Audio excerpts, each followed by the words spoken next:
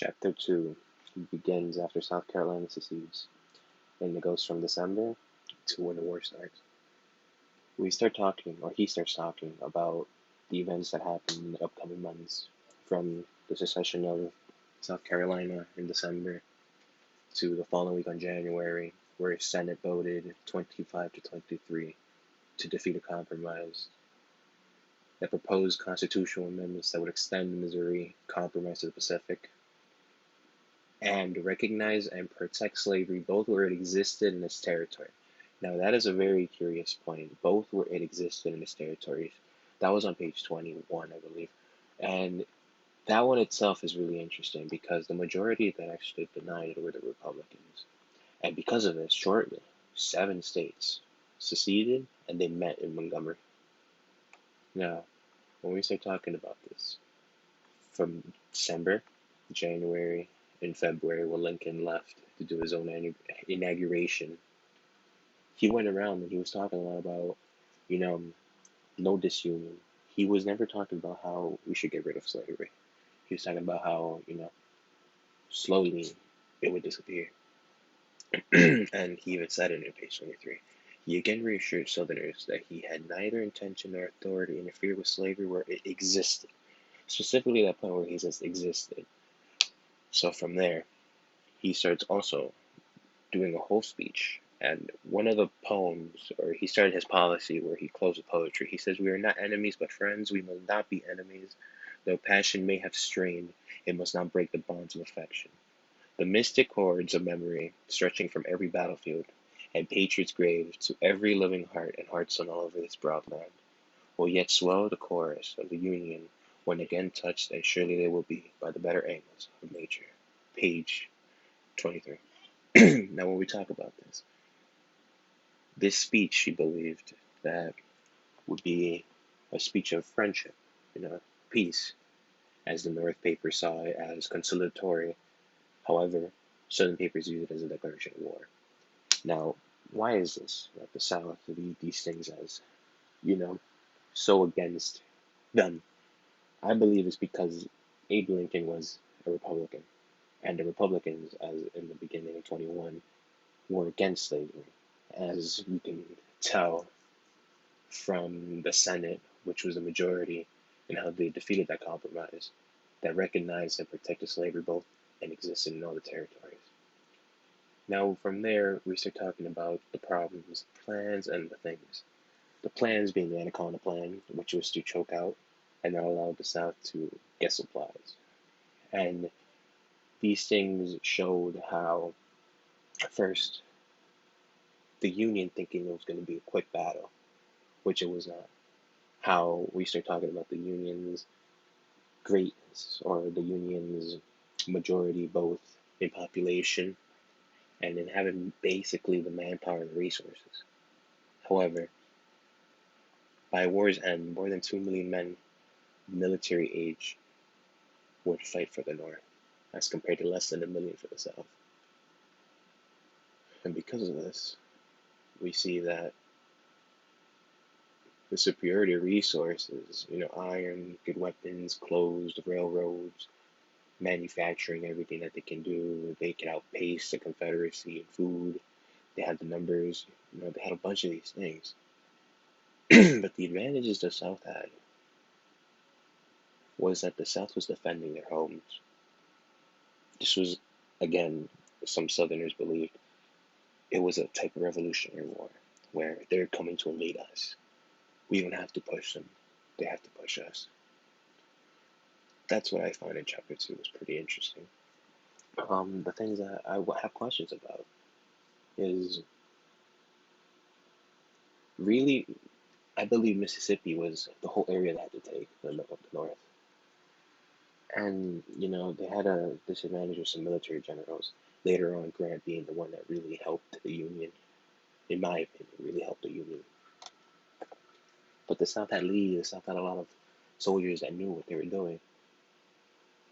And because of this, I see that Lincoln needed, in the early parts of the Civil War, Lincoln really needed a major victory. And we start talking about, I believe it is what page was it?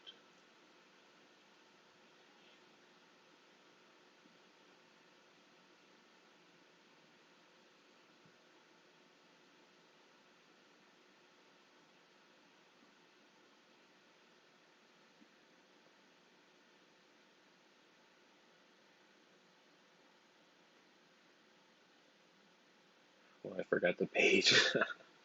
Okay, well, I forgot the page where it was at, but it was about.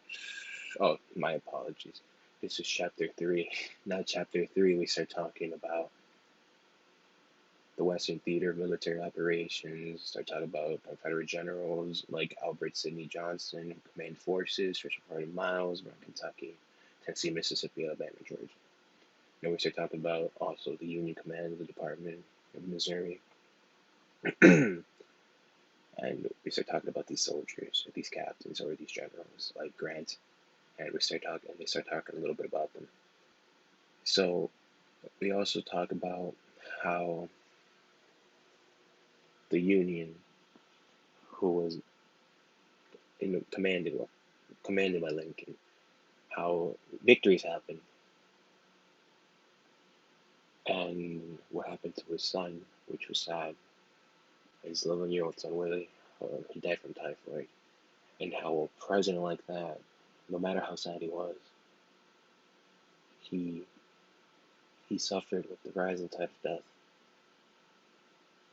and he was sad about it, but he never wavered because he knew he had a country to run, and that's the most remarkable thing about a man like Lincoln, that regardless of anything bad like this, he still continued. So we start talking about Shiloh, which is what I wanted to talk about. I thought it was in chapter 2, but it was in chapter 3, my apologies. In page 33, this is really what happens. And he starts talking about Shiloh put an end to any northern hopes of a quick resolution to the war. Now that's what the Union believed, that since they had so much resources, they had the manpower, they had the transportation, they had in the beginning, they had the motivation. However, to see that you lose a battle to the Confederates, who didn't have the many weaponry, who didn't have as much ammo, who only had really good generals, managed to beat them. Now, this was an interesting point because it showed how, in the beginning, it was, even in the end, it was all about glory and honor. But however, as it says in page 233, after Shiloh, one Union artilleryman from Illinois wrote to his father, "Will spare you the hard and disgusting detail of the thousands of suffering, wounded, and mangled corpses I saw.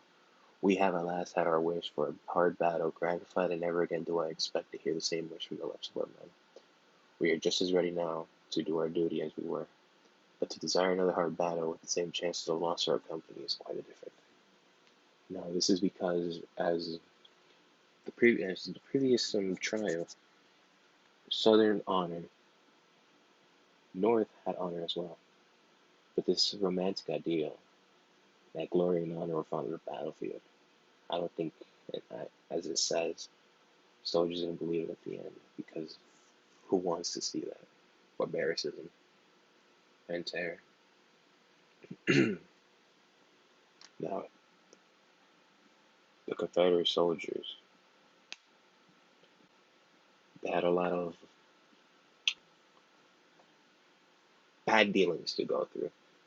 Fear, both sides in a way, fear, exhaustion, marches, and I think this really makes it how, you know, they may romanticize everything now, maybe in history books sometimes, like, oh, the Southerners were brave, the North fought their hardest, all these things. But at the end of the day, people died.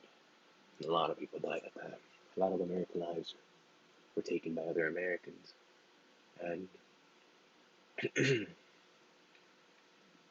war is not something. It's interesting to read, but it's not something you'd want to live in. And I think that this shows how two things, both